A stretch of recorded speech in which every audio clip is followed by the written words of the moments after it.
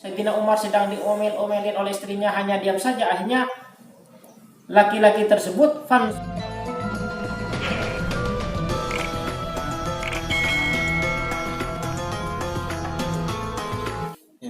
Bismillahirrahmanirrahim. Assalamualaikum warahmatullahi wabarakatuh. Pada pertemuan kali ini kita akan bahas sebuah cerita di mana cerita ini sudah sangat populer, terutama di kalangan para pendai di acara manten-manten seperti bulan-bulan sekarang ini yang lagi musim manten ya. Sering cerita ini juga diceritakan oleh dai-dai dalam acara pengajian.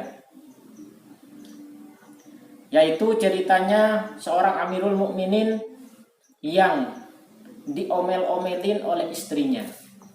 Bagaimana ceritanya? Mari kita simak bersama-sama. Bismillahirrahmanirrahim. Qala musannifu rahimahullahu ta'ala wa nafa'ana bi ulumihi fid dharain amin. Wa ruwiya anna rajulan ja'a ila Umar radhiyallahu anhu yashku ilaihi khuluq zawjatihi fa waqafa bihi yantadiruhu. Pada suatu waktu ya diceritakan, pada suatu saat ada seorang laki-laki, dia mau menghadap melapor ke Sayyidina Umar, yaitu Amirul Mukminin. Kalau zaman sekarang ya seorang presiden lah. Seorang presiden mau lapor, ada orang laki-laki rakyatnya mau lapor ke presiden. Kalau sekarang yaitu Amirul Mukminin, Khalifah Amirul Mukminin Sayyidina Umar. Dia bermaksud untuk mengadukan perangai istrinya yang jelek, perilaku istrinya yang suka ngomel-ngomel. Akhirnya fawaqafa bibabihi yantadiruhu. Dia saat itu berdiri diam di depan pintunya seraya menunggu Sayyidina Umar. Namun tatkala dia sedang menunggu Sayyidina Umar, fasami'a imra'atahu tastatilu alaihi bilisaniha. Ternyata dia mendengar istrinya Amirul Mukminin Sayyidina Umar itu sedang ngomel-ngomel ya, sedang ngomel-ngomel kepada Sayyidina Umar. Sedang marah-marah kepada Sayyidina Umar bilisaniha, dengan lisannya, artinya ngomel-ngomel gitu ya. Jadi si istrinya tuh lagi ngomel-ngomel, Sayyidina Umar lagi diomelin oleh istrinya. Padahal laki-laki ini datang ke Sayyidina Umar mau lapor karena diomelin oleh istrinya. Nyampe ke rumahnya Umar, ada di depan pintunya kok lagi ribut. Sayyidina Umar lagi diomelin nih, katanya.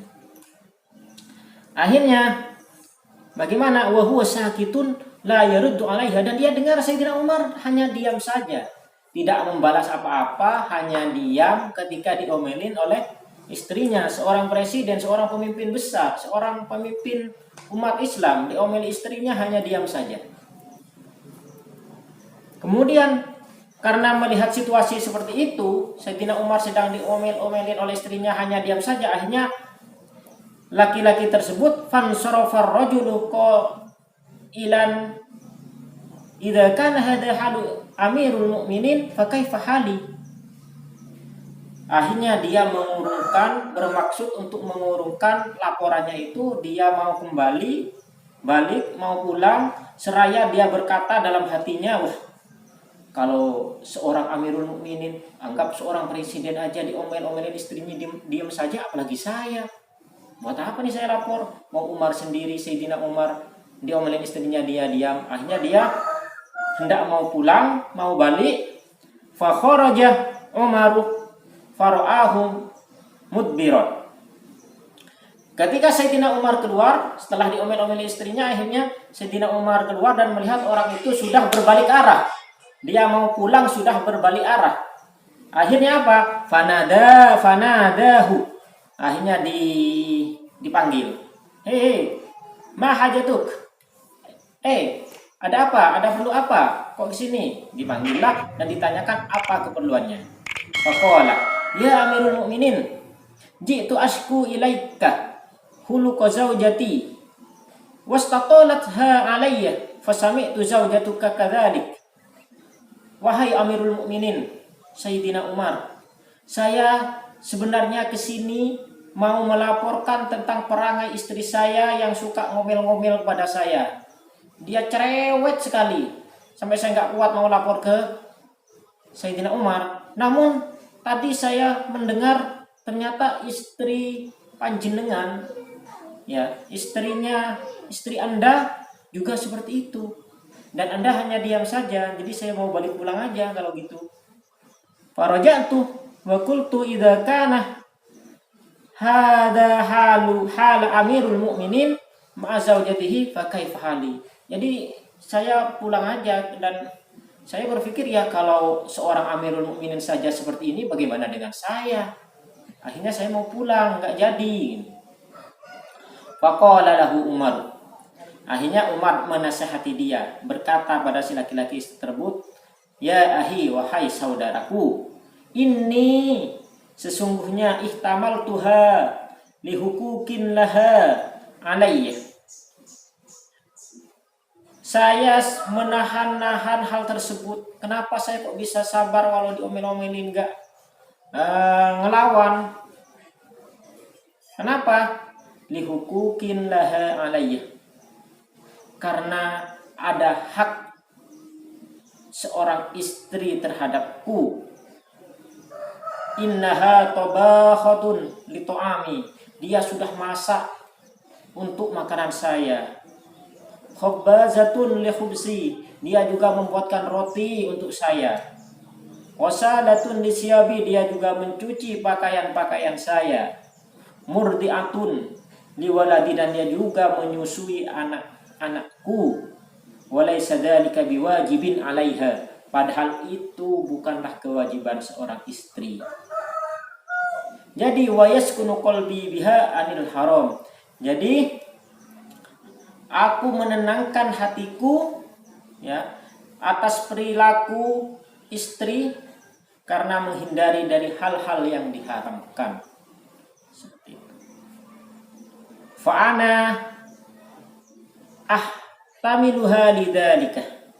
Jadi aku menguat-nguatkan diriku, menahan diri karena hal-hal tersebut.